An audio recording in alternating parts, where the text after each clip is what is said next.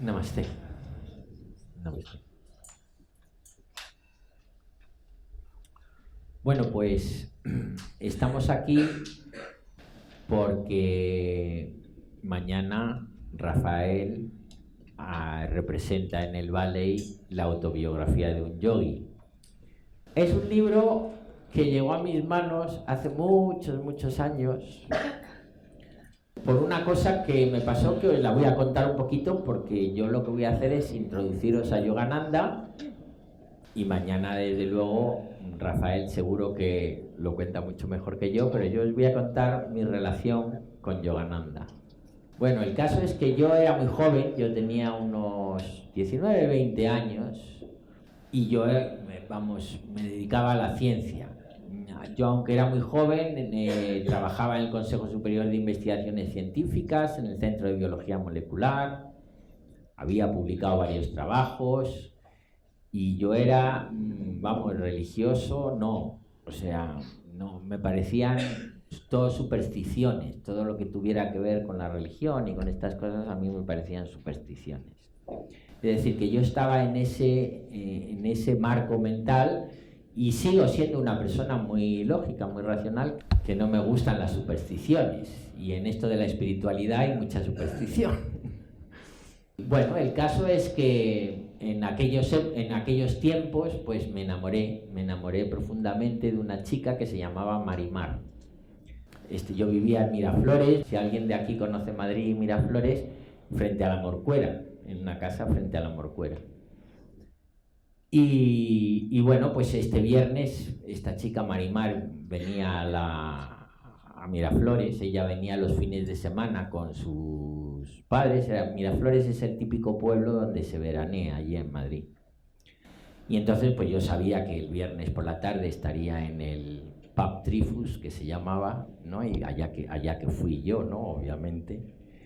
Y entonces llegué al bar, entré y justo allí al fondo del bar, allí estaba Marimar, que yo la veía como rodeada de una cosa de oro, ¿no? Era un poquito más joven que yo. Lo que pasa es que mis amigos eran mucho mayores, porque yo con 19, 20, porque de pequeño era un niño de estos muy listos, luego con la edad lo perdí, pero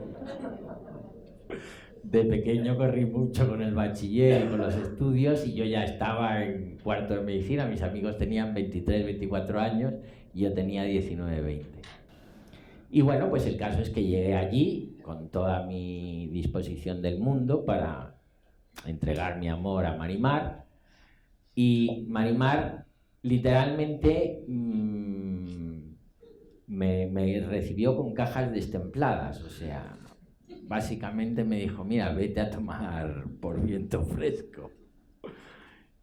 No sé si os lo imagináis, pero yo era como la primera chica así en serio que yo soy muy pasional y cuando me enamoro, pues claro, se me salía el corazón por la garganta. Y entonces, bueno, pues yo me vi allí en el bar, no sabía lo que decir ni lo que hacer, y entonces reculé y me fui para casa. Y subiendo por la carretera de la Morcuera, que era como se llegaba a mi casa, pues yo iba sintiendo dos emociones al mismo tiempo. Por un lado, el enamoramiento, que estaba locamente enamorado de Marimar, y por otro lado, la frustración que me acababa de producir el evento. Y entonces iba subiendo hacia mi casa y me dije a mí mismo: tengo que deshacerme de la frustración y quedarme con el enamoramiento. Tengo que inventarme algo para deshacerme de la frustración y quedarme con el enamoramiento. Ojo, yo lo único que había leído en esa época, aparte de ciencia, es a filósofos occidentales como Kant o a escritores como Hermann Hesse, y bueno, lo que leíamos en aquella época, que era pues bastante occidental. Además yo era siempre fui muy occidental. A mí no me gusta la India. De hecho. Bueno, el caso es que llegué a casa y tuve una feliz idea, y no os la voy a contar con detalle porque sería demasiado largo y hemos empezado tarde y no daría tiempo, pero es básicamente lo que enseño a las personas que venís a los cursos que doy, que veo aquí algunos, de lo que se llama la acción en atención plena. Porque al llegar a casa mientras tenía estos dos sentimientos, abrí la puerta y yo era un chaval de 19, 20 años, educado a la antigua, es decir, que en mi casa no lavé un plato y claro, estaba la casa pues como la tiene un chaval de 19 o 20 años, con la educación que yo había tenido, o sea, estaba, que es que nada más entrar me di cuenta del mal olor que había en la casa. Y entonces me dije a mí mismo, tuve una feliz idea realmente, se me ocurrió a mí solito, me dije a mí mismo, pues mira, ya sé lo que voy a hacer. Toda la suciedad que hay en esta casa son los pensamientos de frustración y tal que estoy teniendo con esto. Y yo lo que voy a hacer es limpiarlos con agua y jabón.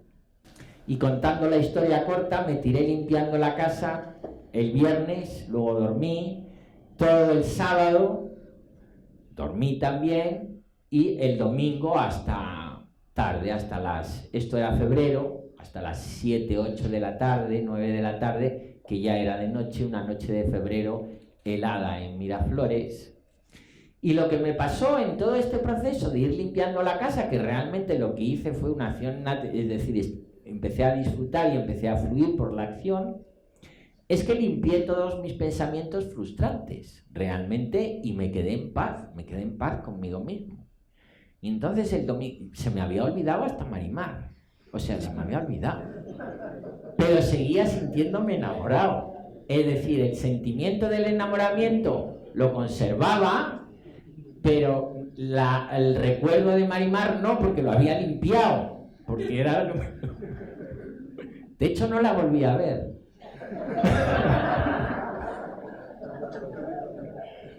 Bueno, total, que el domingo por la noche ya me siento en esta silla y estaba totalmente en paz conmigo mismo, y entonces cierro los ojos y al cerrar los ojos notaba el enamoramiento aquí, el amor que me subía como unos efluvios, y al cerrar los ojos pues vi como un puntito de luz delante de mí, como cuando hacemos el Tratak, igual, pues un puntito de luz ahí quietecín, ¿no?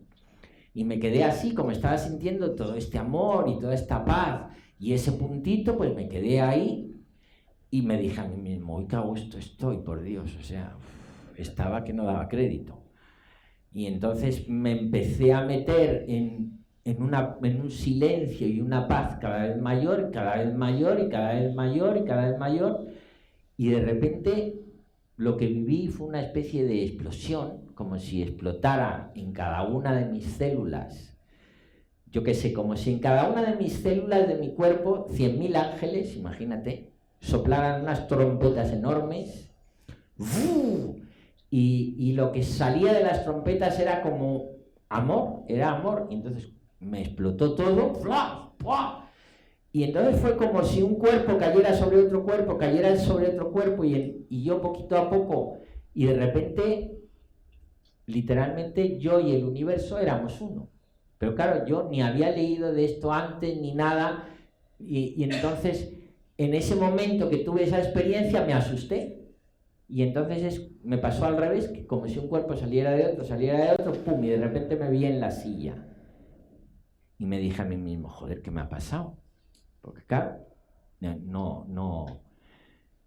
Fue una experiencia tan fuerte que me hizo, no sé por qué, se me quedó en la cabeza que tenía que buscar, se me quedó en la cabeza que tenía que encontrar a alguien, un maestro, que me enseñara lo que me había pasado, es decir, porque realmente es una experiencia muy difícil de describir. Si quisiera describirla ahora me tiraría una hora y no terminábamos, y además la describiría mal.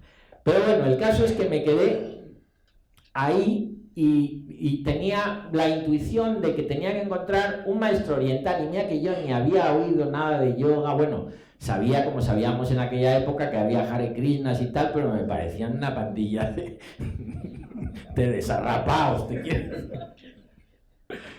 Pero poco más sabía de esas cosas. Y yendo a una librería, compré el libro Autobiografía de un Yogi, que lo empecé a leer, y sinceramente os lo digo honestamente, lo leí y me dije a mí mismo, joder, mira que cuentan historias esta gente. Porque las cosas que ponía allí, pues para mi mente lógica no cuadraban mucho, Pero en un capítulo determinado del libro describe una experiencia que él tiene, que yo al leerla me doy cuenta de que es la misma que yo he tenido. Y entonces eso me sirvió como de confirmación para decir, necesito un maestro oriental, un maestro de yoga que me enseñe estas cosas.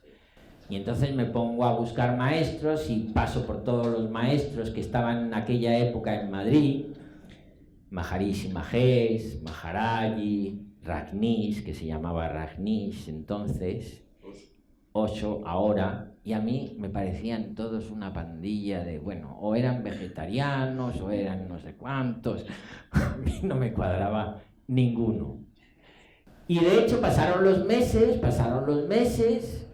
y a mí no me había vuelto a pasar una cosa así otra vez, yo seguía trabajando en el consejo, me empecé a olvidar, ya me había olvidado de Marimar, ya estaba en otras cosas, y como quien dice, pues yo me dije para mí mismo, bueno, pues me debió de dar un paraflux de algún tipo, y bueno, pues nada, porque yo lo de los maestros como que me decepcionaron mucho.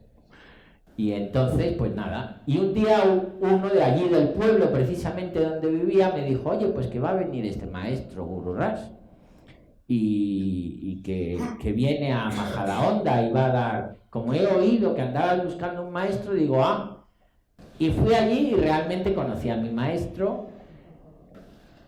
Sería largo de contar, pero de alguna manera nos reconocimos y desde entonces, pues llevo meditando, aprendí a meditar y desde el año 84 soy profesor de meditación. Y de alguna manera lo que me hizo buscar un maestro oriental fue Autobiografía de un Yogi, que es el libro del que tú vas a hablar, bueno, que tú haces la presentación mañana. Por cierto, Rafael era también discípulo de este mismo Guru Raj. Para mí hoy es un día muy especial. Es un día, bueno, no sé,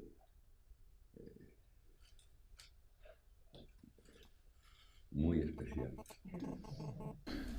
Yo le conocí a Guru Raj estando él en este mundo físicamente y realmente cambió mi vida.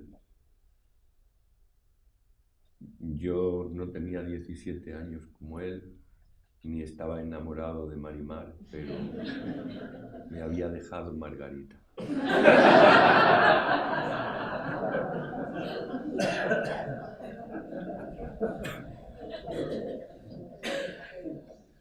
Entonces, gracias a Verónica Forqué, que es una actriz que todos conoceréis, en aquella época era muy amiga mía y muy, muy amiga. ¿Tú la conoces? Sí. Y ella ya conocía a Guru Raj, había estado en algún retiro con él y meditaba y me dijo, tú tienes alma de meditador. Y dije, bueno, ¿y eso? Me dijo, solo te falta la técnica. Tienes que venir conmigo ahí era, creo que era en Alcobendas. Sí, en Alcobendas. A un retiro y dije, es que no tengo dinero. Me dijo, es muy barato. Y yo dije, es que no tengo nada. Y me dijo, yo te presto el dinero. Creo que todavía se lo debo. Pero le debo mucho más, por supuesto, por haberme mandado allí, ¿no? Quedé impresionado por Guru Raj, por su cercanía, por su amor. Me acuerdo que hoy lo comentaba en el coche, que me cogió de la mano y sentí una vibración especial. Me sentí amado, a pesar de que yo me sentía sucio, muy mal. Me sentía muy mal. Me sentía que no era digno de ser amado por nadie, ¿no? De hecho, es lo que me estaba diciendo la vida, ¿no? Margarita te deja porque tú no estás a la altura de las circunstancias y donde vayas vas a ser un desastre. Entonces, por un instante recibí una especie de impulso incondicional, de un corazón y una mente amplia que no valora según esos parámetros, ¿no? Y me sentí amado, ¿no? Y salí de allí con la energía renovada y meditando. iniciado en las técnicas de meditación y meditando. De hecho, lo de Ain Hin Krin Chamundai todavía me acordaba y tal. Luego después estuve meditando durante muchos años. He hecho meditación con Guru Ras, luego después estuve en una escuela de filosofía que hice otro tipo de meditación con mantra también, y trabajábamos en el desarrollo de la atención en el presente de forma activa, y también que está allí el músico compañero mío Javier Alejano, lo conocí en esa escuela, está allí el que viene mañana a tocar el sitar en la autobiografía del yogi. Y luego después volví bueno, me pasaron muchas cosas que sería prolijo contar, y descubrí la autobiografía del yogi cuando triunfé en el teatro con La Taberna Fantástica, que fue una obra emblemática, una obra que obtuvo todos los premios ese año y a través de la cual a mí me conoció el gran público y me conocieron muchos directores, y Paco Rabanne se deslumbró y me llamó para trabajar con él en Juncal. Fue, digamos, la obra que cambió mi vida, ¿no? Pero después de ese enorme éxito yo tuve una depresión terrible, ¿no? O sea, esa balanza de la alternancia, de la dualidad entre el gozo y el pesar que no para, ¿no? Y después de esto caí en pues es una cosa de que, bueno, ya has conseguido esto y esto no es. O sea, esto es un esfuerzo enorme, como el que trata de llegar arriba de una montaña y llega y dice, pues vaya gilipollez, ahora que a bajar para subir otra vez, ¿no? Un vacío de este tipo, ¿no? Y entonces en esa época cayó en mis manos la autobiografía de un yogi. Y me deslumbró porque yo soy supersticioso, todo lo contrario, soy fantasioso, me gustaba ya la India desde pequeñito porque veía las películas de todo lo relativo a la India con los tigres y tal, como la fantasía siempre me ha ido, ¿no? Y claro, la autobiografía de yogi ya me desbordó. Y gracias a la lectura de este libro ingresé en esta escuela de filosofía, que era una escuela de sánscrito, meditación en la acción y meditación con el mantra. Y luego ya después, años más tarde, en otro momento determinado, una amiga mía vidente me regaló un libro de Yogananda en un momento en que yo pensaba que me iba a dar un infarto. Yo estaba muy estresado y dije, me va a dar un infarto en cualquier momento, si yo sigo así, me va a dar un infarto. Y entonces, leyendo el libro de Yogananda, descubrí que hablaba del Kriya Yoga, que es una técnica de meditación en la cual interviene la respiración y es el control de la energía vital y la respiración y tal. Y dije, la respiración, precisamente esto es lo que me falla a mí, que me angustio y me quedo sin aires. Entre mi trabajo, que es mucho de diafragma, y el estrés, se me ponía el diafragma aquí y me entraban unas angustias impresionantes, y dije, rápido a Yogananda antes del infarto, ¿no? Y ahí fue cuando empecé a meditar con las técnicas de Yogananda, y fue mi descubrimiento de Yogananda, mi viaje a Los Ángeles, mi descubrimiento del ashram de allí, en Los Ángeles, del poder de transformación de la energía de Yogananda, que ya habéis visto que casi se te saltan las lágrimas cuando habla, es puro amor, ¿no? Guru Ras también, pero Guru Ras es una mente brillante, con un inglés perfecto, es un gran poeta. Siempre que lo oigo hablar en ese inglés, no sé, me parece que tiene un punto shakespeariano. Han hablado de lo mismo, han dicho lo mismo.